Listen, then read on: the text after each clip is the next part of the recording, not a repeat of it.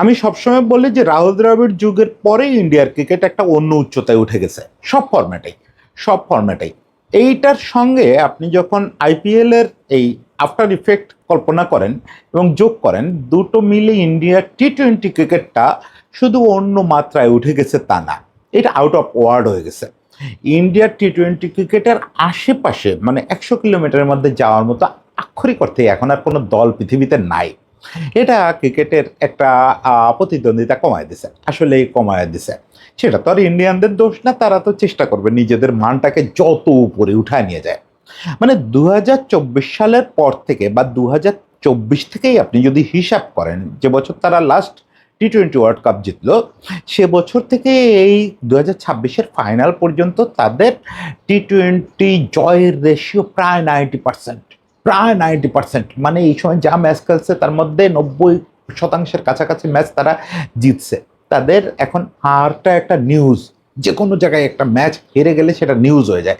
ইন্ডিয়াও টি-20 হারতে পারে এবং সেটার অবভিয়াস একটা রেজাল্ট পাইছে। পৃথিবীর প্রথম দেশ হিসাবে টানা দ্বিতীয় টি-20 ওয়ার্ল্ড কাপ জিতলো, প্রথম দেশ হিসাবে 3 নম্বর টি-20 ওয়ার্ল্ড কাপ জিতলো এবং এই পুরো ব্যাপারটায় অবিশ্বাস্য একটা রেকর্ড করে ফেললেন কোচ গৌতম গম্ভীর। তিনি প্রথম মানুষ হিসাবে কোচ এবং খেলোয়াড় দুই ভূমিকাতেই টি-20 ওয়ার্ল্ড কাপ জিতলেন। তো এই পুরো ব্যাপারটা আমি আজকে একটু আলোচনা করব গৌতম গম্ভীরের দিকটা নিয়ে। গৌতম গম্ভীর বিদ্বেষী বলেই আমার টুকটাক পরিচিতি আছে, সেই বিদ্বেষটা এত সহজে ঝেড়ে ফেলতেছি না, কিন্তু আজকে গৌতম গম্ভীরের প্রশংসা করে এবং গৌতম গম্ভীর যে আসলে থিঙ্কিং লেভেলে, কৌশলগত থিঙ্কিং লেভেলে আমাকে ভুল প্রমাণ করা তো বটেই, সারা পৃথিবীকে আসলে অবশ করে দেওয়ার মতো কিছু কৌশল এই বিশ্বকাপে প্রয়োগ করছেন এবং সাহস দেখাইছেন এবং ক্রিকেটীয় ম্যানেজমেন্ট কি এটা বুঝাইছেন, সেটা একটু আমরা আলোচনা করব। অবশ্যই এই টুর্নামেন্টে ইন্ডিয়ার হিরো সঞ্জু স্যামসন, অবশ্যই হিরো জসপ্রীত বুমরা, কিন্তু আমি এই যে লোকটা, এই পেছনে বসে থাকার লোকটা, এই লোকটাকে নিয়ে আজকে একটু আলোচনা করব।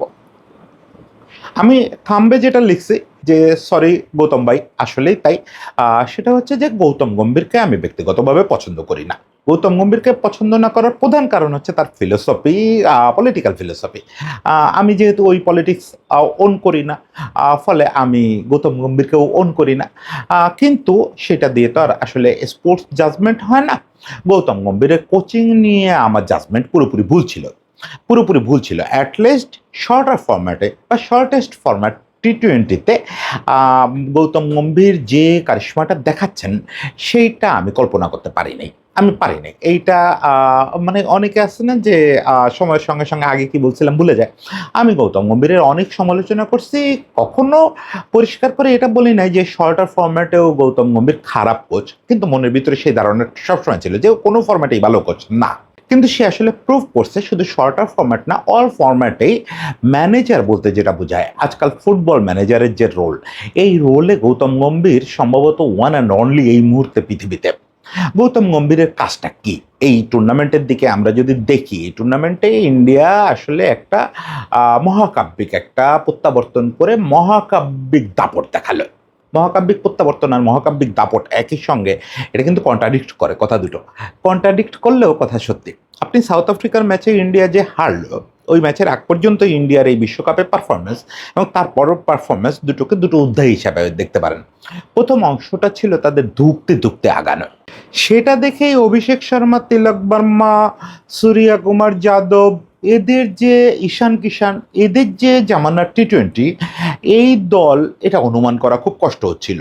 মানে নামিবিয়ার মতো দলের বিপক্ষে ইন্ডিয়া ফ্রি ফ্লুয়েন্ট খেলাটা খেলতে পারতেছে না। ইন্ডিয়ান যে খেলাটা, এটা একটা বড় ক্রাইসিস হলো ওদের টপ থ্রিটা দাঁড়ালো এরকম: ঈশান কিষান, অভিষেক শর্মা আর তিলক বর্মা। এখন মুশকিলটাকে তিনজনই লেফট হ্যান্ডেড। এখন তিনজন লেফট হ্যান্ডেডের পাইলে প্রতিপক্ষ যেটা করে, পাওয়ার প্লের মধ্যেই প্রথম 6 ওভারের মধ্যেই অফ স্পিনার নিয়ে চলে আসে। অফ স্পিনার খেলা তিনজনের জন্যই সমস্যা। তিনজনই কেউ দিল খুলে ব্যাট করতে পারতেছে না। তারা এক্সপেক্ট করতেছে হয় পেসার, না হলে লেগ স্পিনার, নতুবা উল্টা ঘুরাতে পারা বাঁহাতি বোলার, এরকম কিছু। কিন্তু ডানহাতি অফ স্পিনার তারা ওই সময় খেলতে পারতেছে না, ফলে বারবার রান তো আটকে যাচ্ছে, দ্রুত উইকেটও পড়ে যাচ্ছে। অভিষেক শর্মা হঠাৎ যেন ফর্ম হারায় ফেলল। ঈশান কিষান ছোট ছোট ইনিংস খেলে লম্বা করতে পারতেছে না। তিলক বর্মা তার খেলাটা খেলতে পারতেছে না। মানে এটা একটা ভয়াবহ দুশ্চিন্তার ব্যাপার হলো এবং এটার আলটিমেট পতনটা হলো সাউথ আফ্রিকার বিপক্ষে। সাউথ আফ্রিকার বিপক্ষে ওই হারের পরে ইন্ডিয়ার ইকুয়েশনটা দাঁড়ালো যে এখন প্রতিটা ম্যাচই তাদের জিততে হবে। তাদের অ্যাকচুয়ালি ওয়েস্ট ইন্ডিজের বিপক্ষে কোয়ার্টার ফাইনাল খেলতে হলো। এরকম অবস্থায় সঞ্জু স্যামসন আবার দলে ফিরল। সে কিন্তু ওই এটা তো অলরেডি বহুল চর্চিত, সে কিন্তু মূল সেট আপে মূল স্টার্টিং ইলেভেনে ছিল না, মাঝে একটা ম্যাচ এসে আবার খেলে আবার ড্রপ করলো, কিন্তু স্যামসন দলে ফিরল। ফেরার ফলে যেটা হলো, সঞ্জু স্যামসন ইন্ডিভিজুয়াল ক্যাপাসিটিতে কি করছে, টি-20 ক্রিকেটে কি বিপ্লবটা করে দেখাইলো, সেটা নিয়ে প্রয়োজনে আমরা আলাদা কথা বলবো। কিন্তু সঞ্জু স্যামসনের পার্সোনাল অবদানটার কথা আমি বলতেছি না। সঞ্জু স্যামসনরে যে ঢুকালো গৌতম গম্ভীর দলে, এইটাতে আসলে টিমের মানচিত্র বদলে গেল। প্রথমত হচ্ছে টপ থ্রিতে লেফট রাইট কম্বিনেশন তৈরি হলো। এখন আর প্রতিপক্ষ চাইলেই 6 ওভারের মধ্যে টানা অফ স্পিন অপারেশন চালাতে পারতেছে না, তাইলে সঞ্জু স্যামসন পিটায় তামা তামা করে দিবে। ইনফ্যাক্ট তাই দিল, কেউ অফ স্পিন নিয়ে আসলেই সে তামা তামা করে দিচ্ছে। এটাতে সুবিধা হচ্ছে কি, অভিষেক একটু নিজেকে সামাল দিয়ে খেলতে পারতেছে। তার যদি অফ স্পিন খেলতেই হচ্ছে, সে একটা দুটো বল একদম এই ফাইনালেও আপনারা দেখছেন যে প্রথম একটা দুটো বল সে ডেড ব্যাটে ডিফেন্স করছে, কি যায় আসে, ও পাশে সঞ্জু আছে, ও খেলে দিবে। আবার যেই পেসার আসবে আমি খেলবো। এই যে ব্যাপারটা হলো, এই ব্যাপারটাতে অনেকগুলো ইকুয়েশন বদলে গেল। ঈশান কিষান 3 নম্বরে চলে আসলো। সে আর কি, সে তো রিয়েল স্পিনের মাস্টার। যে সময় প্রতিপক্ষরা বাহাতি স্পিন বা লেগ স্পিন অপারেট করে, সে সময় ঈশান কিষান রে ঠেকানো খুব কঠিন। ফলে ঈশান কিষান ওই জিনিসটা পাইলো। ঈশান কিষান লম্বা ইনিংস খেলতে পারলো ওখানে আসার ফলে। এবার তিলক বর্মা তাকে আরো পেছনে ঠেলে দেওয়া হলো। সে এসে আসলে এখন, যেহেতু হার্দিক আগের মতো ওই শেষ দিকে পেস অপারেশনের সময় ফিনিশারের রোলটা অত ভালো প্লে করতে পারতেছে না, হার্দিকের বয়সও হচ্ছে, আর হার্দিক আস্তে আস্তে পুরা যাচ্ছে। আমি জানি না আর খুব বেশি দিন গৌতম তাকে ক্যারি করবে কিনা। ফলে তিলক বর্মা গিয়ে ওখানে ওই রোলটা প্লে করা শুরু করলো। সে টপ মিডল থেকে গিয়ে ওখানে ওই রোলটা প্লে শুরু করলো। আপনি দেখেন পুরো মানচিত্রটাই বদলে গেল। এখন এই জাতীয় একটা মুভ, এই মুভটার কারণেই আমি গৌতম গম্ভীরকে বলতে চাই যে লিওনেল স্ক্যালোনির এটা একটা মুভ। আপনি যদি মনে করতে পারেন তাহলে 2022 বিশ্বকাপে কিন্তু আর্জেন্টিনা এবার যেমন এই সাউথ আফ্রিকার বিপক্ষে হেরে গিয়ে একটা বিপদে পড়লো, প্রথম ম্যাচেই আর্জেন্টিনা হেরে গেছিল। এখন এই জায়গা থেকে কোচরা দুই রকম কাজ করে। একটা হচ্ছে একটা আকস্মিক বিপদে পড়ার পরে ডিফেন্সিভ মোডে যায়, যে আমাকে ফাইনাল পর্যন্ত যেতে হবে, সেটা একটু ডিফেন্সিভ খেলে যাই। আরেকটা হচ্ছে যে না, আমি যেহেতু বিপাকে পড়ছি, মোর অ্যাটাকে একমাত্র প্রবলেম সলভ করতে পারে। তো ওই স্কালোনিও তাই করছিল, গৌতম গম্ভীরও তাই করলো। স্কালোনি আপনাদের মনে আছে যে লাউতারোর বদলে জুলিয়ান আলভারেজরে নামায় দিল। তারপরে পারেদেসের বদলে সে ম্যাকঅ্যালিস্টার সঙ্গে এনজো ফার্নান্দেজরেও যোগ করলো, মানে টিমটা আরও অ্যাটাকিং বানায় দিল। এবং ঠিক একই কাজ এই যে এসে করলো, গৌতমও এসে করলো। সে কি করলো, সে কিন্তু অনায়াসে সঞ্জু স্যামসনের বদলে মোর ডিফেন্সিভ কাউরে টপ অর্ডারে পাঠায়, লেফট রাইট কম্বিনেশন হয়তো ঠিক করতে পারতো না। সে সঞ্জু স্যামসন জানে তো যে সঞ্জু স্যামসন কে। সঞ্জু স্যামসন রে সে প্রথম যে ম্যাচে ওই যে কোয়ার্টার ফাইনাল, লিখিত কোয়ার্টার ফাইনাল যেটা ওয়েস্ট ইন্ডিজের বিপক্ষে, ওই ম্যাচে নামার সময় সে বলছিল যে আমি স্যামসন ইনিংস দেখতে চাই, আমি কিন্তু মানে ক্যারিয়ার বাঁচানো ইনিংস দেখতে চাই না। মানে বুঝেন, ওই রকম একটা পরিস্থিতি যখন জিততে হবে মরতে হবে, তখন সঞ্জু স্যামসনরে তার কোচ বলতেছে যে আমি স্যামসাং ইনিংস দেখতে চাই। স্যামসাং ইনিংসটা কি, মানে কোনো পরোয়া না করে তুমি একদম সুতো খুলে দিয়ে আসো, যা করবা তাই 100। এই যে ব্যাপারটা, এই যে বিপদে পড়লে আরো অ্যাটাক করতে পারা, এটা আসলে কোচিংয়ের, ফুটবল বলেন ক্রিকেট বলেন, কোচিংয়ের এখন মানে একটা টপ টপ নচ একটা কৌশল। এই কৌশল যারা অবলম্বন করতে পারে তারাই আসলে শেষ পর্যন্ত চ্যাম্পিয়ন হয়। ডিফেন্সিভ হয়ে কোনো লাভ নাই। গতকালকে প্রেস কনফারেন্সে গৌতম গম্ভীর এই প্রসঙ্গে কথাও বলছেন। উনি বলছেন যে দেখেন, মানে আমার কথা হচ্ছে যে 170-80 জন্য খেলে টি-20তে কোনো লাভ নাই। ওই যে এর মাঝে আমি একটা কন্টেন্টে বলতেছিলাম যে আপনি মান বাঁচায় কি করবেন? মান বাঁচানোর বিনিময়ে তো কিছু আসে না। ফলে আপনাকে খেলতে হবে ২৫০-৫৫ জন্যই মিনিমাম। এরপরে আপনি হতে পারে যে ক্লিক করল না, ১০০ তে অল আউট হয়ে গেলেন। আমি ওইটা মেনে নিব। আমি ১০০ তে অল আউট হতে ভয় পাই না। আমি যদি হারার ভয় বা ১০০ তে অল আউট হওয়ার ভয় পাই, আমি কখনোই ২৫০ করতে পারব না।